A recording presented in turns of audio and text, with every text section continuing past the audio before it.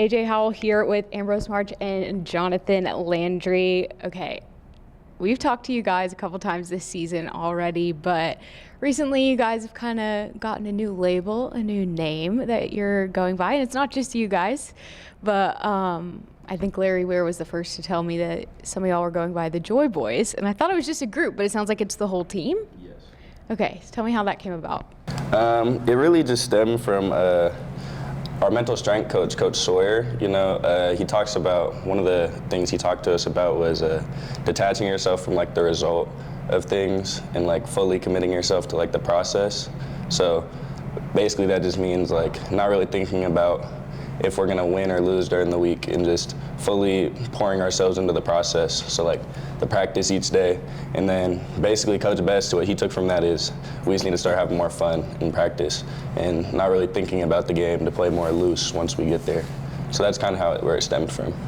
Okay, so I think, Jonathan, you brought it up at one of the press conferences, and after you left, I asked Aaron about it. I was like, they're playing with more joy, like credited you partially with it, and he did not. He was like, that's not his brand. You know what I mean? He's like, Aaron Best, not somebody you're always like, oh, joy, like that's my thing. But he said it's working for the most part. So tell me, is it hard to kind of have that mentality day in and day out? I would say for me personally, at first, it could be a little hard, but like when the whole team is bought into it, it makes it a lot easier, you know, like just being able to look like negative play, positive play, look around and see your teammates still with joy, like it kind of forces you to have joy as well, you know, and it's just like, so yeah, I would say now it's pretty easy. Gotcha. Yeah.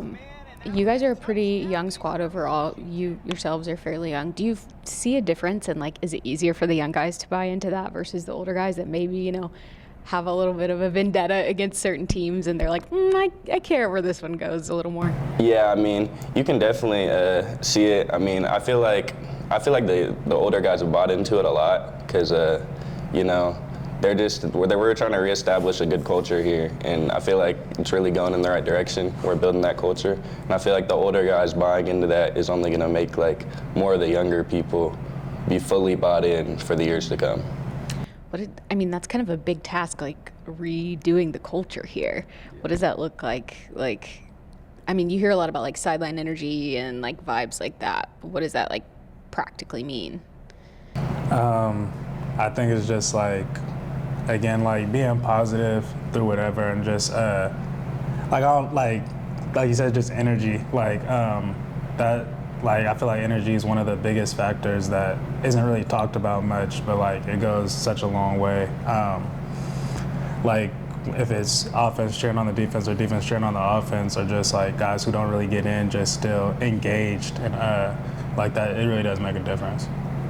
I feel like it's really impressive to see the turnaround as well. Like, you obviously practice what you preach, that you guys, with the start that you had, and then, you know, the streak that you guys had, that's obviously impressive. But let me circle back. Who came up with the name Joy Boys? That was all Coach Best. That was Coach Best. Really? Yeah. All right. That was him. We'll have to hold 100%. it to him.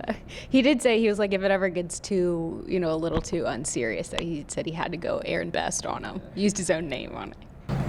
No, he definitely does a good job of balancing it. I mean, it can't be all sunshine and rainbows, but at the same time, you have to have that to really, like, you know, focus on what we're doing as a team for the next game. So,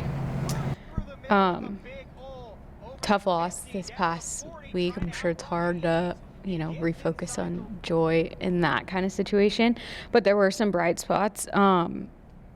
First career interception for you, right? Congrats. Walk me through that moment. What was going through your head? Well, it was scramble drill, and then like we knew that this quarterback, he likes to still look down the field and throw rather than just run. So I tried to stay attached to my man, and I did, and then I ended up getting my first pick. And after that, like, joy. And then, you know, just being around my teammates and celebrating felt good. yeah. yeah, the sideline energy there was nice. That's what we call it, synergy. So that's really what we focus on. If everyone can have good energy, it spreads throughout everyone. And makes sense. This defense has been impressive, like from the start of the season. Obviously, 3 turnovers this past weekend. I mean, how brutal when you're like, we're forcing, these turnovers, and then it doesn't pay off score-wise. Yeah. I mean, we just have to control what we can control, honestly, at the end of the day. I mean, turnovers are the biggest thing for us, and we're happy that we got them, but I mean, there's still a lot of other things I feel like we could have done better out there, regardless of the 3 turnovers, but those are always great to have too. Gotcha. Wasn't trying to pitch you against your offense there. That was a good answer. Again, usually we were talking about, me and Larry the other day, sometimes whether it's special teams, the O-line, I think the defense could be looped in sometimes too. A lot of times people aren't talking about you unless you're doing something wrong.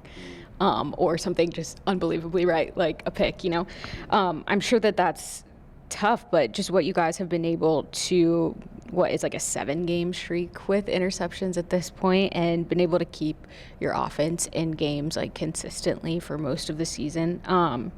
What do you feel like has been the key to just consistent success with this defense this year?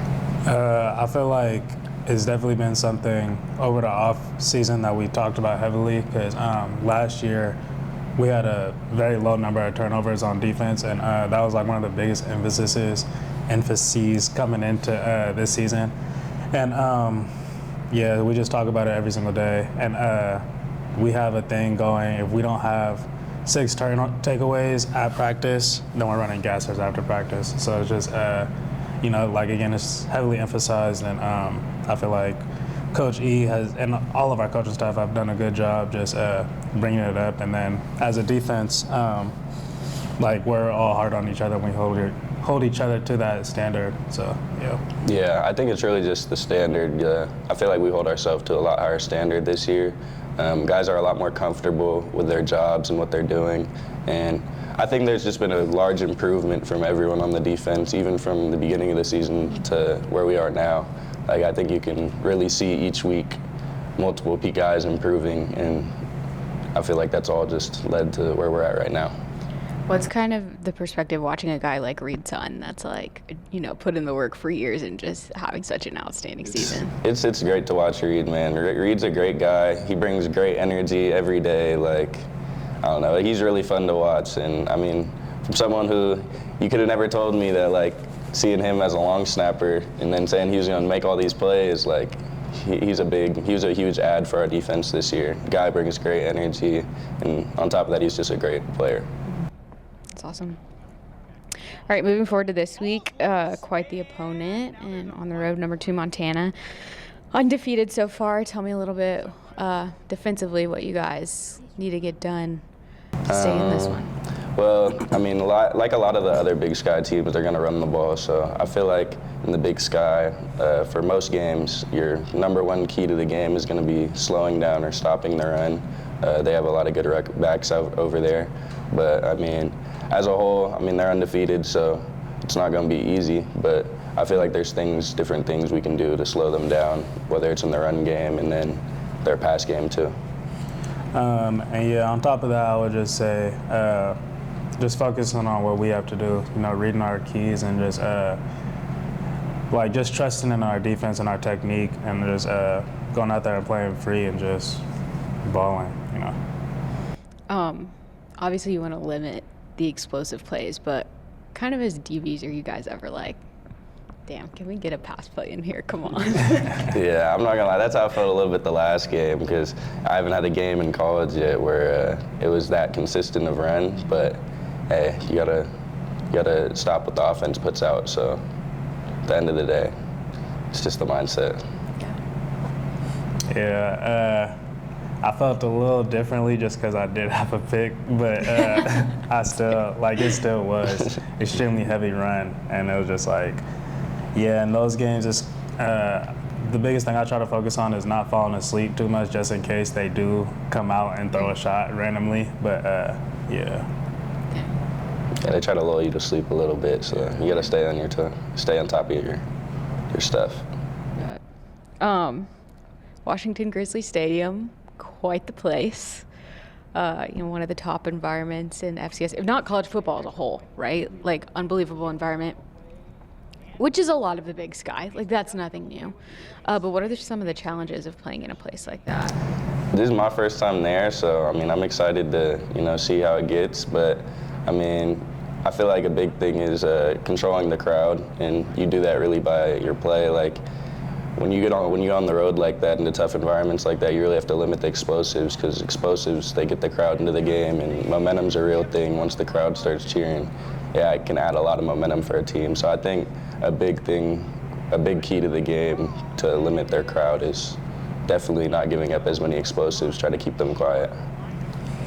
Yeah, I don't really have much to add to that, because this is my first time playing there as well. But yeah, I think just controlling the crowd and just, again, I think it also comes back to focusing on us, because, the crowds can say some crazy stuff sometimes, but just staying together as a whole team and just focus on us. Yeah, I also just think, like, not letting the moment and the environment get you too amped up. You kind of have to stay neutral, stay at your normal, level of intensity. You don't want to be too high or too low.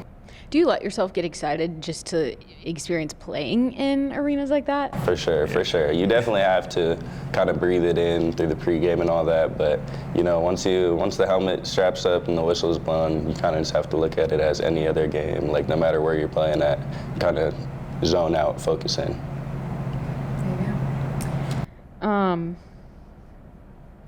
One thing that's come up a lot, and I've already brought it up like 4 times, is a younger squad. Aaron talked a lot early in the season about how much of a asset that can be. He said you guys just you're so coachable. Like, you want to be coached. And it seemingly is different than, teams that he's experienced in the past. You talk about changing the culture with the Joy. You talk about, the defense having this identity that we haven't always seen out of Eastern squads and all that. It seems like a shift, and you guys take so much ownership over it, not in a credit way, but just in a this is what we're doing. Where does that motivation come from with you guys of we're going to be the ones to change something? I think a lot of us just trust each other. I would say that's where it comes from a lot with me.